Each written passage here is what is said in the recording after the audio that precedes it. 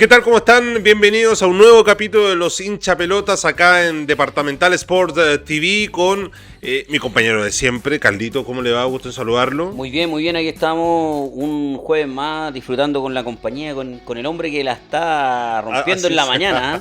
Sí, le hicieron caerse la cama, compadre. ¿Eh? No, sí, ha sido un cambio bien brusco. Bien brusco, pero entretenido. ¿A qué hora se está levantando? A las 5 de la mañana. ¿Y antes? A esa hora me estaba acostando. Sí, eso es verdad, no, pero bien entretenido pero la bien. gente. Yo quiero mandarle un saludo muy grande a la gente de Canal 13 que me ha recibido muy bien en el matinal Tu Día.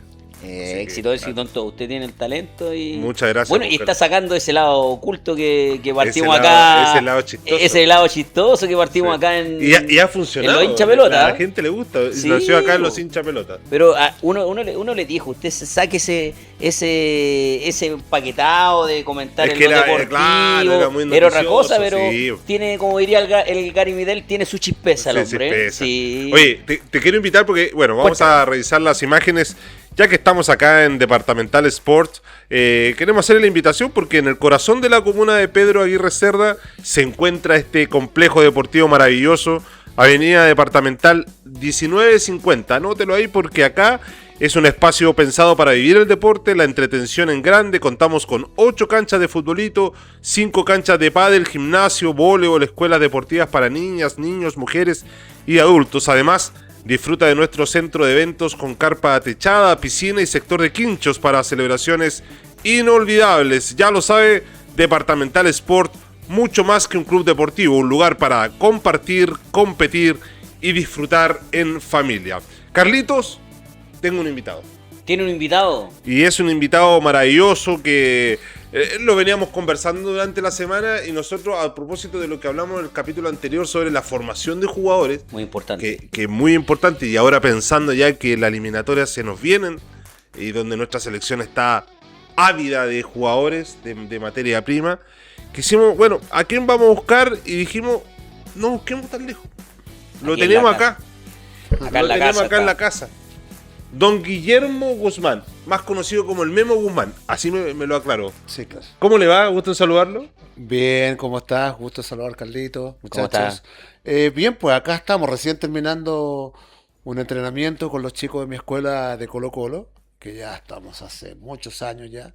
Y feliz de estar compartiendo con ustedes, conversando de lo que más me gusta, que es relacionado a todo lo formativo en el fútbol. Exactamente. Bueno, voy a hacer un pequeño resumen de una carrera bastante amplia en relacionada con el fútbol, porque Memo no solamente fue futbolista profesional con pasos en 3 cadetes, o sea, en la U, en Colo Colo y en la Unión Española, futbolista profesional, sino que además es entrenador de fútbol, que hoy día cuesta mucho, por más que uno lo vea así, fíjate que no más del 15% de los que son futbolistas profesionales llegan a hacer un curso relacionado con el fútbol. Y tú tienes el curso de entrenador por parte del ENAF, que es como el validado hoy día, pero también... Claro, yo primero hice los cursos con Pedro Morales en la Federación de Fútbol de Chile, cuando todavía no existía el ENAF. Y eran 3 cursos, el de iniciador, que te permitía trabajar con niños. Después estaba el de monitor, que trabajar con niños era de niños de 7 a 12 años. Ese era el de iniciador. Y básicamente eran trabajos lúdicos, ¿cierto? En la etapa de la iniciación. Y después ya era de la etapa de los más o menos 13 años hasta los 18, que es el título de monitor, que ya tú preparas al niño para llegar a jugar profesionalmente, y después está el de entrenador que te permite dirigir ya el fútbol mayor, profesional. Y yo hice los 2 primeros, por un tema de tiempo no pude hacer el tercero. Era un año el de iniciador, el segundo de monitor y el tercero de entrenador. Yo hice los 2 primeros y después todos estos cursos los tomó la INAF y ahí estuve 3 años. Son 4 años para, que es muy largo para mí, 4 años para los que no jugaron fútbol profesional. Y 3 años. ¿Por qué muy largo? Porque yo creo que 4 años es una carrera muy larga. Muy larga. Sí, desde mi punto de vista. Y además que ¿Con 3 estamos? O sea, con sí, 3 ya, porque aquí lo que más se quiere es más lo práctico que lo táctico, o en este caso lo teórico. O sea, se necesita más un entrenador práctico. Y 4 años no me veo yo. Claro, lo que pasa, por eso se acorta a los futbolistas profesionales que se matriculan en el curso de entrenador, le rebajan 1 año. Porque uno tiene ya el conocimiento de la cancha, ha estado ya en camarín, sabe los términos, lo que el técnico quiere, el pizarrón. Ahora, ¿qué es lo que pasa con estos cursos? Que te ordena. No todos los futbolistas pueden llegar a ser entrenador. No todos tienen la capacidad para traspasar los conocimientos hacia los dirigidos. Hacia la práctica. Y claro, y sobre todo hay joven que nunca ha jugado fútbol, pero le gusta, claro, se le agrega 1 año más y ellos tienen una carrera más larga. Nosotros teníamos menos días también. Pero bueno, se abarca varias áreas, lo psicológico, ¿cierto? Lo estadístico también, que es muy importante, lo reglamentario, que hay muchos futbolistas que no saben a veces el mismo reglamento. Sí. Tú de repente le haces una pregunta y lo pilláis. Sí. Entonces, sí, te ordena, y a mí me sirvió mucho, pero yo siempre con la idea de estar en el área formativa que a mí me gusta. Ya empecé hace muchos años, incluso antes de hacer los cursos. Y aunque estuve con Ivo Basay un tiempo ahí en Santiago Moni, Jorge Socías me pidió un pequeño asesoría para alguna evaluación de algunos jugadores cuando llegó a Higgins. Y he estado por ahí en Melipilla. Pero el fuerte suyo fue Colo-Colo. Pero lo formativo. A mí me gusta. Ese Colo-Colo del Vichy Borghi. Claro, pero yo más que nada dedicado a las escuelas de fútbol, que es muy distinto trabajar en escuelas de fútbol que trabajar en las divisiones menores. Pero nutre, también puede nutrir a las divisiones, decir, un llamado a decirle, hey, ¿quién está a cargo? No sé, Fernando Astengo. Hey, Fernando, mira, te tengo un chico en esta escuela de fútbol, te quedo Colo-Colo. Claro, por ejemplo, acá nació Juan Delgado. Ah, mira. Juan Antonio Delgado, yo lo tomé a los 7 años. Ya. Era un chico de muchas condiciones, pero parece que me equivoqué porque le puse Marguita. Porque a él le gustaba jugar de defensa, entonces era como Javier Marga, que veía un centro y él salía y reventaba y vamos y se tiraba al piso a barrer. Entonces tenía un físico más o menos fuerte, yo le puse Marguita. Pero después llegó a Colo-Colo y yo lo llevé a Colo-Colo como central. Bueno, y terminó jugando de puntero. De hecho, sí. Claro. Pero esa conversión se da generalmente, Memo, de repente cuando son defensas, oye, pero y si lo hacemos jugar y de repente al medio. Pasa sobre todo en los defensas centrales, o también los delanteros, juegan mucho delanteros y después. O al revés, ¿eh? Juegan de central, lo bajan y juegan muy bien. A veces pasa al revés, o sea, tú, Rubén Espinosa fue puntero derecho en Católica. Y después lo tiraron de lateral en Católica, después llegó a Colo-Colo de lateral, y cuando llega Mirko Josic lo pone en medio, volanteando. Elegiste tu colchón completamente mal y no tiene nada que ver con el precio. Te guiaste por una marca sin notar que estás pagando el marketing, en vez de priorizar la salud de tu espalda. La solución correcta es buscar un descanso diseñado a tu medida.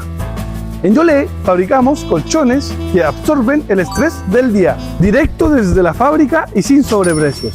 Recuerda que contamos con envío gratis en toda la región metropolitana. Colchones Yolé, la fábrica del descanso de los chilenos. Yo tengo el recuerdo de ese ormeño que jugaba más raspador, con Orlando Aravena en la selección chilena. Claro, pero antes era creador. Claro, en la juvenil de Colo-Colo, Raúl es mayor que yo, pero él era y dicen que era talentoso, que le pegaba afuera, hacía jugar a sus compañeros. Y ahí tengo la duda si Pedro Morales cuando llega a Colo-Colo o Orlando Aravena en la selección lo coloca más de volante. Porque tenía esto de mucho ida y vuelta. Sí. Él no era el volante, el 10 de antes, el típico que jugaba paradito y que le dieran la pelota. Jorge Aravena, ese Jorge Aravena. Claro. El Coto Sierra. Era paradito, por eso. Claro. De ese equipo era. Entonces él tenía un poco más de ida y vuelta y lo tiraron un poquito más atrás cuando ya hizo su carrera. Esa reconversión que dices tú, Carlito, igual, lo más reciente y que más reciente por lo que generó fue lo de Marcelo Díaz. Marcelo Díaz era lateral derecho en La Serena, y cuando se viene a la U, porque no lo quería La Serena, San Pablo le dice, yo te voy a rescatar. Pero partió de la U jugando de lateral. Derecho, se fue a la Serena lateral, y siguió de lateral. Y cuando regresa a la U, porque la Serena no lo quiso, Sampaoli fue el que dice, este tipo me está leyendo antes. ¿Te puedo corregir un poquito? Dígame. Llega Víctor Hugo Castañeda a la Serena. ¿Ya? Y él jugaba lateral. Y siguió jugando lateral, pero en un momento habían uno suspendido y habían uno que estaba lesionado. Entonces necesitaba un volante. Y como tenía buen pie, como salía jugando bien, ahí nace. Le dijo, hey, te quiero un poquito más acá, centralízate un poco, párate delante de los centrales. Mira, esa historia bueno, de veras. Porque no, pero sí, que esta historia no estaba. Si la historia que todos se conocen es la otra, la de Sampaoli. Y después cuando llega, pero después cuando se recuperan los jugadores de Serena. Sí, cuando de lateral. Y después cuando llega la U, Sampaoli vio también en él el toque. Entonces, muchos salían por ahí, cuando estaba en Serena, salían por el costado derecho, el controlaba, tocaba y pasaba. Y se la devolvían y seguían. Se metía entre los centrales. ¿Qué jugador? Para mí era cuando se metía entre medio de los... Y más encima no cambiaba nada la U con la selección. Y lo que hacía con Sampaoli era que a veces se paraba delante de los centrales y los centrales salían y él se quedaba un metro atrás y quedaba como líbero. Y si fíjese que es tanto así que él se acuerda que le daba tanta seguridad en la selección, sobre todo, el que se acostara porque quedaba al lado de Claudio Bravo. Claro. Y él podía salir jugando por encima de Medel y Jara. El tema es que nunca se va a olvidar de que, como estaba acostumbrado que acá en Sudamérica no lo iban a presionar ahí, en la final con Alemania fueron y lo presionaron. Claro, y él en la posición de líbero. En la posición de líbero. Exactamente. Claro. Ese enganche que hace, no. Bueno. Claro, porque y después él se vio en los camarines que él estaba llorando por el condoro, digamos, que se había mandado. Que fue evidente. Él dice que él se saca uno y pensó que el otro ya había vuelto a su posición. Y cuando gira, estaba ahí. Lo tenía encima. Él lo siguió presionando, no se fue a por otro. Bueno, estaba acostumbrado a esa presión acá. No. Y otro que de estos jugadores que se iniciaron en un puesto y terminaron en otro, que para mí es el mejor de la historia, Mauricio Isla. Ah, bueno, sí. Ese lo arma bien. Mauricio Isla jugaba de 8, jugaba de 6. Casi hasta delantero. Sí. Delantero, cuando estuvo la selección con Zulantay, terminó haciendo goles. Sí. ¿Era delantero ahí? No jugó nunca lateral. No conocía ese puesto. Y es Marcelo Bielsa el que dice... Lo convence. Y lo convence de tal forma de que él ni siquiera había debutado en Católica. Y lo lleva a la selección. Y yo me acuerdo que para nosotros, yo estaba empezando en esto, del periodismo deportivo, era muy raro. Bocellur lo era mismo. Muy raro. Bocellur de lateral izquierdo era imposible, claro, porque el tipo era puntero izquierdo, claro, y con una proyección enorme. Claro, y Mar González, que era puntero izquierdo, que jugó en el Liverpool como puntero izquierdo, sí, también en algunos partidos lo mete lateral por la izquierda. Lo tiraron de lateral. Y Mauricio Isla lo que cuenta es que él no quería. Cuando va Bielsa y le dice que lo quiere lateral, porque quiere una salida rápida, laterales que se proyectaran. Por eso Mar González por un lado, o Bocellur, Isla por el otro, porque quería que los laterales pasaran. Y él le dijo, pero profe, no, yo juego al medio, te quiero poner, y lo convenció, y hablaba, y en los entrenamientos lo ponía, y ya, hasta que lo fue convenciendo, y se comenzó a sentir cómodo, y mira lo que fue. Mira, no. Yo no sé, dicen que, bueno, Mario Galindo, el Chano Garrido, hay muchos buenos laterales en la historia del fútbol chileno. Sí, fue Zaguirre. Claro, pero yo creo que lo que hizo Mauricio Isla en la selección y en los clubes que jugó, para mí... Es que finalmente lo que te marca en el fútbol, creo yo, es tu carrera y sobre todo los títulos. Yo siempre voy a respetar lo del Mundial del 62. A mí me tocó hacer reportaje del Mundial del 62. Yo vi partidos durante la pandemia cuando transmitían estos partidos y todo. Y uno va a tener un respeto enorme porque ese equipo jugaba muy bien, claro. El de Fernando Herrera. Muy bien, el jugador es muy bueno. Pero yo encuentro que esta selección, la de la generación dorada, tenía ese mismo tipo de juego, pero había algo más. Y era una capacidad mental para creerse que son mejores que el rival. Tenían hambre y eso inculcaron que tenían condiciones y que podían lograr algo. Era todo bueno. Esa sed de ganar y que nadie te pasaba por encima era... Una mentalidad que le Pero si pusieron tú te los cabros. fijas, Carlos, en esa selección a veces queda fuera Valdivia, queda fuera Matías Fernández, Pero si Valdivia no era titular. claro, Bocellur quedaba fuera. Había muchos que de repente no jugaban. Vidal en muchos partidos con Bielsa no estaba. No, sí, lo sacó. Acuérdense Claro. cuando el recado que le mandó después Bravo cuando ganan en Bolivia, que sigan yendo algunos a la disco. Claro. ¿Se acuerdan dijo eso? No, lo sacó. De hecho, para Vidal, entre los 5 mejores técnicos que lo han dirigido, no está Bielsa. No. Él siempre ha nombrado a Guardiola, a Ancelotti, a Conte, en su momento a Sampaoli, pero nunca mencionó a Bielsa. Porque Bielsa lo sacó porque le desordenaba el equipo. Claro. Vidal le desordenaba el equipo. O sea, Y a- era muy desordenado. Hay que Pero ahí qué bueno que lo aclares, Memo, tú como entrenador, cuando hablan los europeos que y sobre todo de los sudamericanos, que son los que finalmente te dan el plus necesario para lo que hacen ellos, cuando te dice, es bueno que sea desordenado dentro del orden. O sea, yo lo entiendo como, ya está bien, te va a dar libertad, pero no me generé más ruido. Claro, lo que pasa es que si a ti te encomiendan una misión, por decir, una labor dentro de la cancha y no la cumples y te vas a hacer otra, claro que le desordenar al equipo. Pero en los clubes que jugó Vidal se dieron cuenta que no lo podían dejar afuera por su capacidad física, su capacidad mental y futbolística.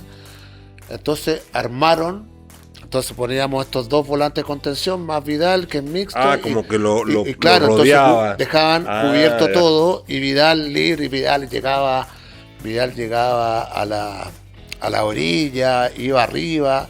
Hay una jugada, no me acuerdo, me parece que es la Juventus, que ahí está atacando el equipo contrario.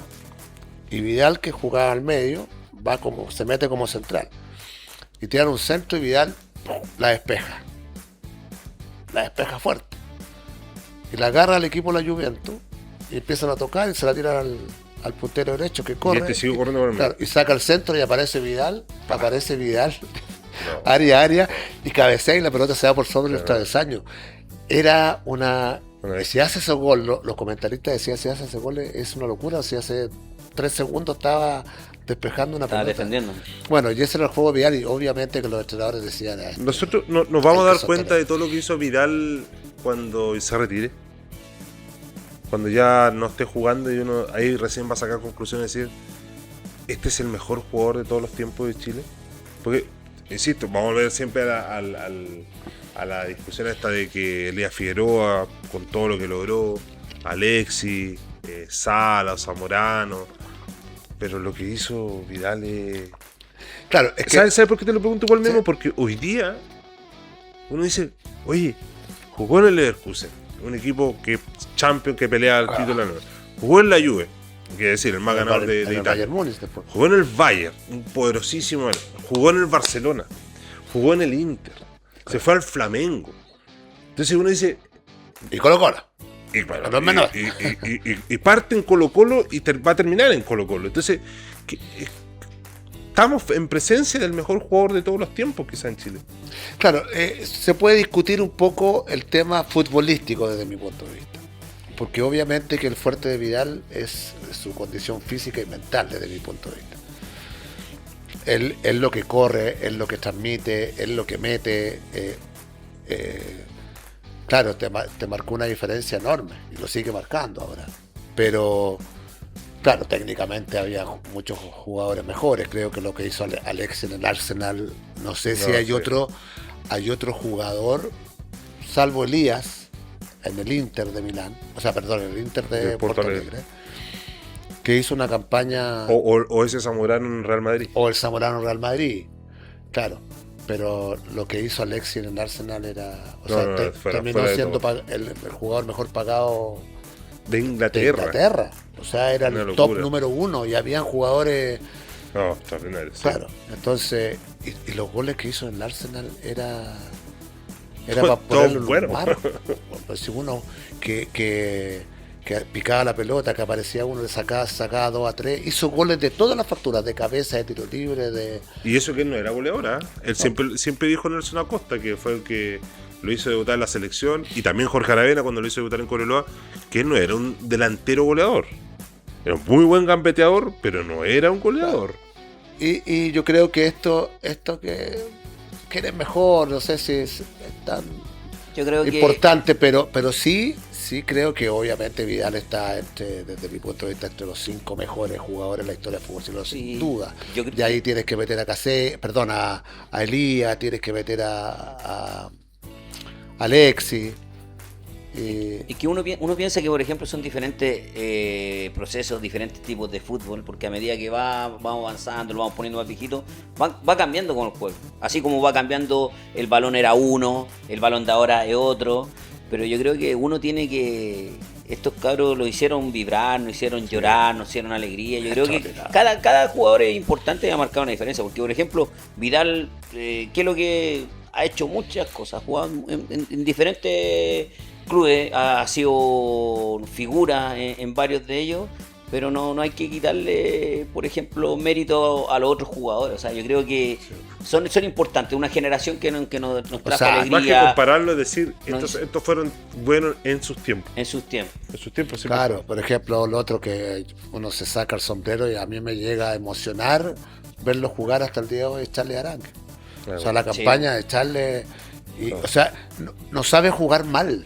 Es muy raro cuando él se equivoca, cuando él... Y se nota el tiro cuando no está fino, pero...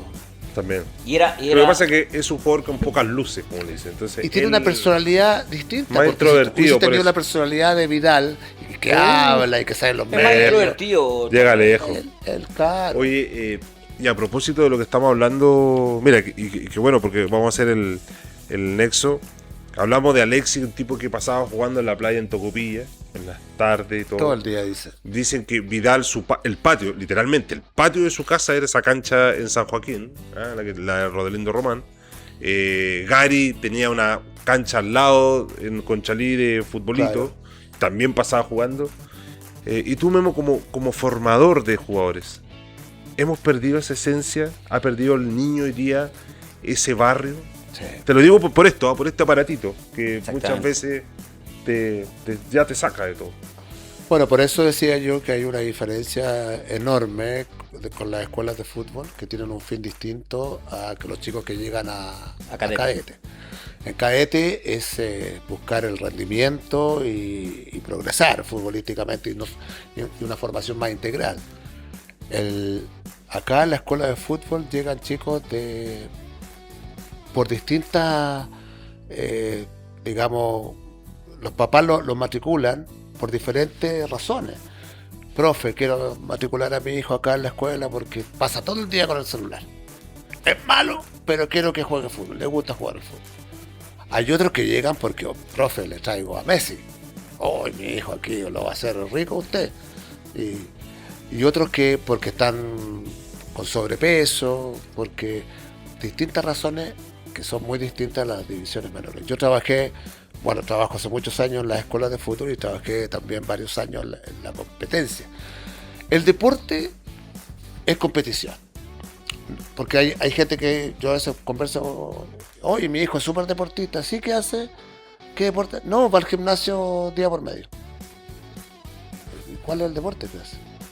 Eso es una actividad física. O sea, yo no me puedo considerar deportista porque voy día por medio al gimnasio. ¿Cierto? Porque salgo a trotar. Son diferentes conceptos, actividad física. Porque salgo a trotar todas las mañanas, no estoy haciendo deporte. Estoy haciendo una actividad física. Salgo a correr, me mantengo bien, siempre estoy activo. Bueno. Pero el deporte sí es competición. Muy bien, sí. No existe deporte que no sea competitivo. Entonces, acá en las escuelas de fútbol le da buena formación, a los niños les enseñamos, mira, este es el borde interno, con esto se golpea, el pase, que es la acción que más se repite en un partido. O sea, un equipo da 500 pases promedio por partido, ¿cierto? Exactamente. Claro. Entonces cuando hay un partido hay más o menos 1000 pases en un partido. Ese es el promedio, 500 por equipo. Uh-huh. Entonces, es la acción que más se repite. Entonces, y antes del pase hay una acción previa que es el control. Entonces tú les vas enseñando el control, el pase. Claro. Los patrones motores básicos. Claro, y después viene la conducción. Y todas esas cositas que hay niños que les cuesta y otros no. Pero acá en cadete hay que No, hay que vaya. sacarle rendimiento y siempre van a... Y todos los días en Colo Colo llegaban 3, 4 niños, uno de Arica, uno de Puerto Montt, que eran los top de allá, y siempre hay chicos que están apurando a los que están. Entonces es brava la competencia. Y hay que prepararse bien, si el fútbol... Yo trabajé también en escuelas de fútbol como profesor. Claro que yo, por ejemplo, partí con el tema que yo estudié preparación física, con mención en promoción de la salud. El de la primera cama de preparadores físicos que sacaron acá en Chile, que lo impartió el IP de Chile. Que porque también estábamos temas de las lucas, todo, para hacer estudiar educación física, uno trabajaba, ahí estudiaba. Pero yo trabajaba y ahí donde va que de repente el tema de los papás piden mucho todo, pero en la parte formativa que tenía yo, que por ejemplo los niños de 6 a 8 años, tenía ahí 30 niños. Entonces hacía un partido. El director de la escuela era competitivo, no, que teníamos que ganar. Y yo le dije, sí, pero es que acá, no, es que tenéis que poner los mejores. Es que tenemos una escuela que es trabajo formativo en el cual participativo. Entonces, si vamos a competir, definamos qué es lo que es competitivo y qué es lo formativo. Entonces ahí empezaban las disyuntivas. Exacto. Y los papás, todo. Entonces yo era el profesor que, por ejemplo, no, o sea, por ejemplo, aquí si llegan 22 a jugar, los 22 me juegan. Obvio. Entonces... Y hay un problema en cadetes también, que yo siempre lo discutí, porque también, y ahí está mal enfocado, y ahí comenzamos ya a irnos más arriba, ¿cierto? Los dirigentes, el jefe cadete, a la sub-14, a la sub-12, a la sub-15 le pide resultados. Porque Colo Colo no puede salir quinto en la sub-15. Tiene que ir a... Entonces, ¿qué es lo que hacen los profesores también? Y sienten la presión de poner siempre a los mejores. Y yo creo que en la formación también los chicos deben saber lo que se siente estar en la banca. Ser desplazado. Sí. No jugar un partido. Porque después viene la frustración, como por ejemplo, viajan 19, 20 años, son vendidos afuera, los dejan afuera, se te aburre. Se fue. Claro. Y ahí va lo que dice usted del trabajo psicológico. ¿Ah? Damián Pizarro, sí. El gran proyecto de delantero fútbol chileno. El bombardero de Macul y todo eso. Se va al Udinese, un Udinese que estaba peleando el descenso, pero dice, bueno, va a llegar, va a poder jugar porque no está un equipo bien armado. No jugó nada. Claro. Se va a Francia, no juega nada. Se va a Argentina en Racing. Gustavo Costa le da la posibilidad, no rinde. Y regresa a Chile Audax Italiano. O sea, dio una vuelta enorme, sin nada de éxito. No, y aparte que también es un tema... Pero que va de la mano de lo que dice tu Memo, de la frustración. Porque hoy día yo encuentro que el futbolista chileno, que sale muy temprano porque te ofrecen una casa, un auto, la raja y todo. Lo mismo y con eso le soluciona la vida porque a la familia. Sino la familia completa. Claro, pero son jugadores que no tienen tolerancia a la frustración. Porque no se trabaja eso. A eso voy. Si yo tengo una sub-15 y el 10, el volante de creación es capo y le pega de afuera, la mete en un ángulo, da 4 o 5 pases gol, figura en la sub-15. Pero cuando después pasan y figura en la sub-17, lo suben al primer equipo. Llega y los del primer equipo le dicen, tú, anda a sentarte allá, ¿qué te venías a sentar al lado mío? Lústrame los zapatos. ¿Qué te venías a hacer la figura acá?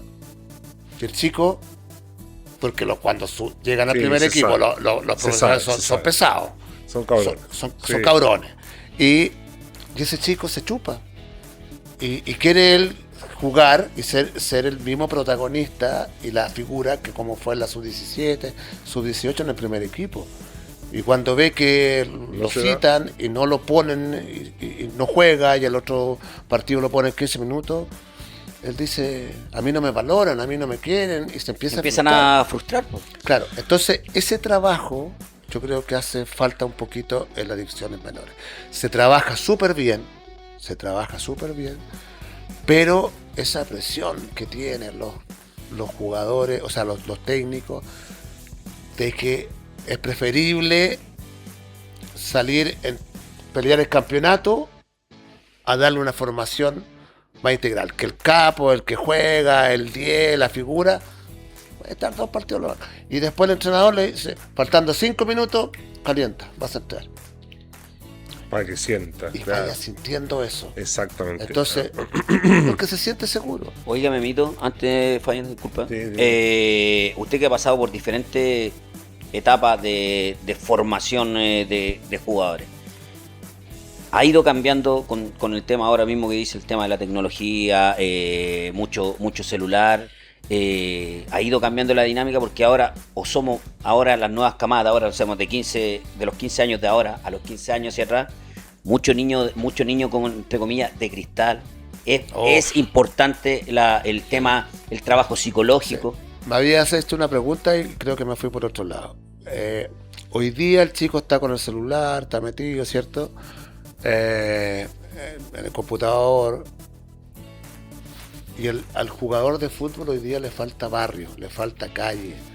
Yo me acuerdo que yo jugaba a la pelota y mi mamá salía, me llamaba 5 veces, ya la 6ª vez ya entraba y sentía que me agarraban de la oreja y adentro, a ducharse y acostarse porque el otro día tenemos que ir al colegio. Yo lo único que pensaba en jugar a la pelota y todos mis amigos, y vamos, y jugábamos en la calle 10 para 10, 15 para 15, porque se empezaban a incorporar, ya hacíamos los barcos con cualquier cosa. Sí. Y se crea la habilidad. Un día lo dijo Caselli. Dijo, ¿por qué dónde sacaste esa habilidad? ¿Sabes? Decía, porque yo jugaba en el barrio, y en el barrio éramos 20 para 20. Jugaban los de allá con los de acá y jugábamos.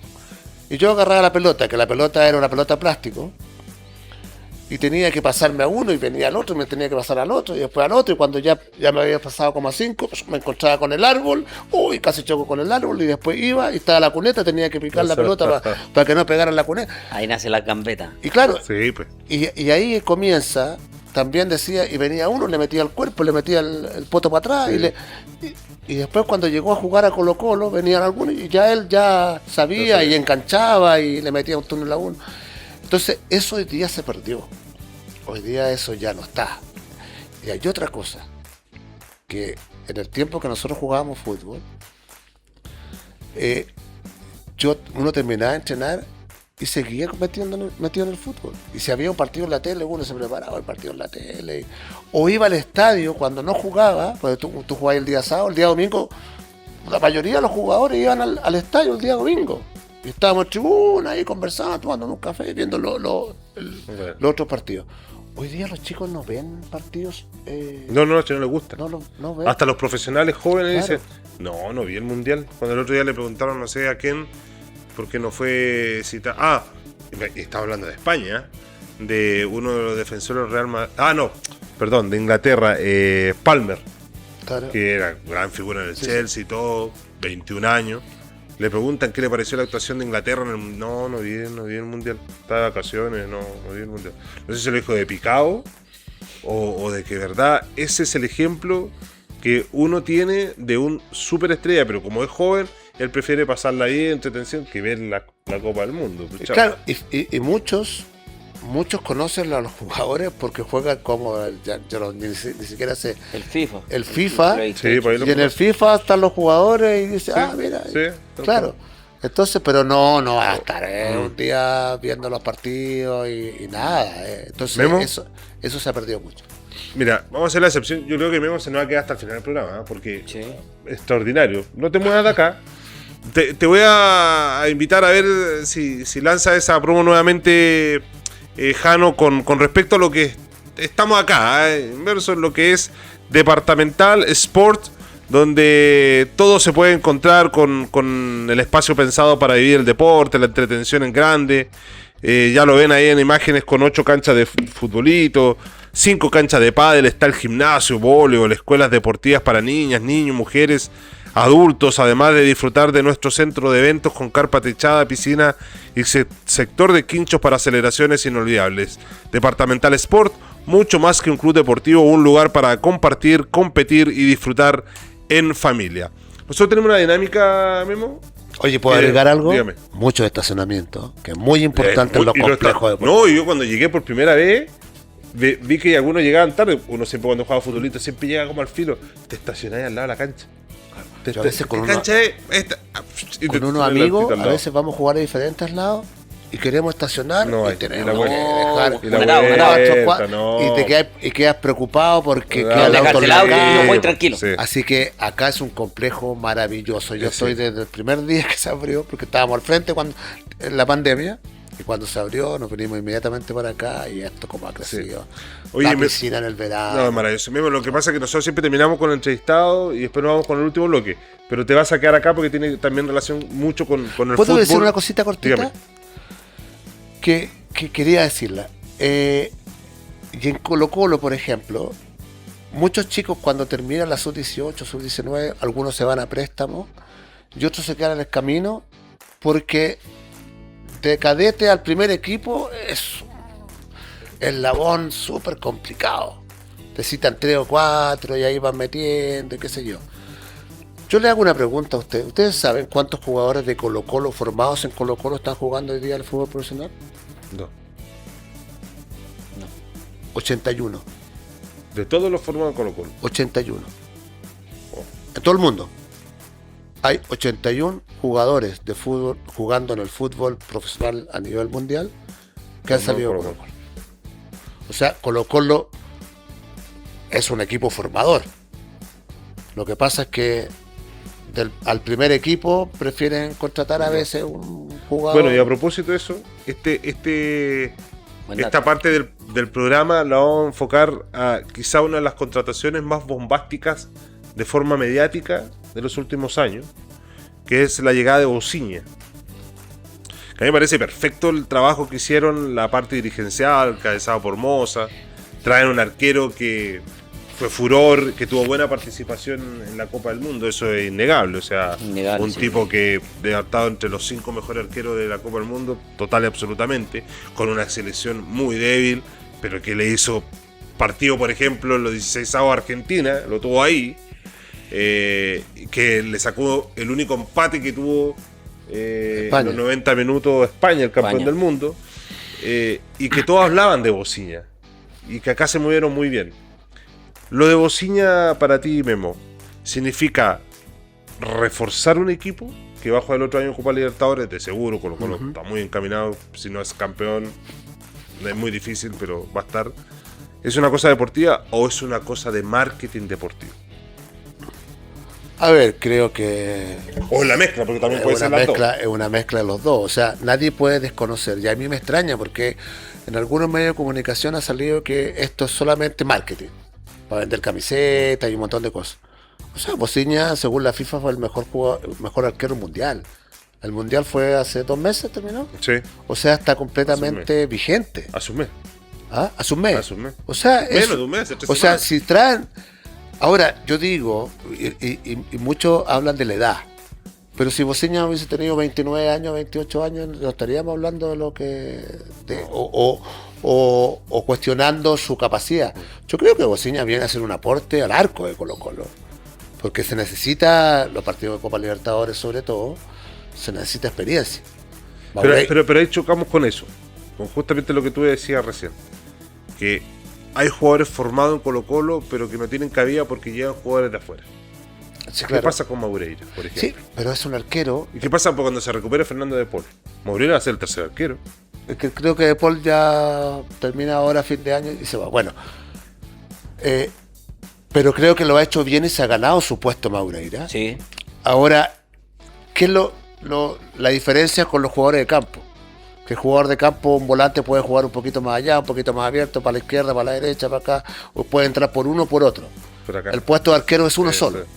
Es uno solo. Entonces, y ahí va a llegar una competencia.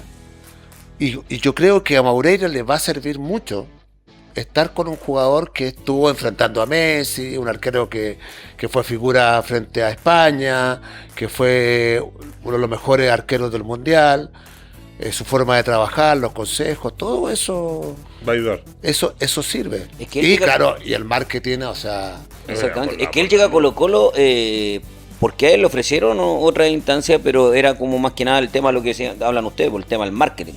Pero llega a Colo Colo porque le ofrecen a él que va a jugar, Va a porque jugar. él quiere No, él va a jugar, jugar. no venir a hacer Además más que 40, marketing. 40 años si no has tenido una lesión, el arquero tiene la carrera del arquero es más larga que la del futbolista de campo. Sí, el arquero que se cuida puede prolongar sin... Es lo mismo que decían cuando llegó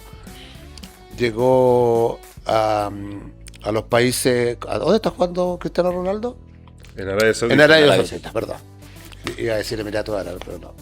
Arabia Saudita, sí. Es que también llegaba por marketing. Y mira... Tipo compitió. Y súper competitivo, sí.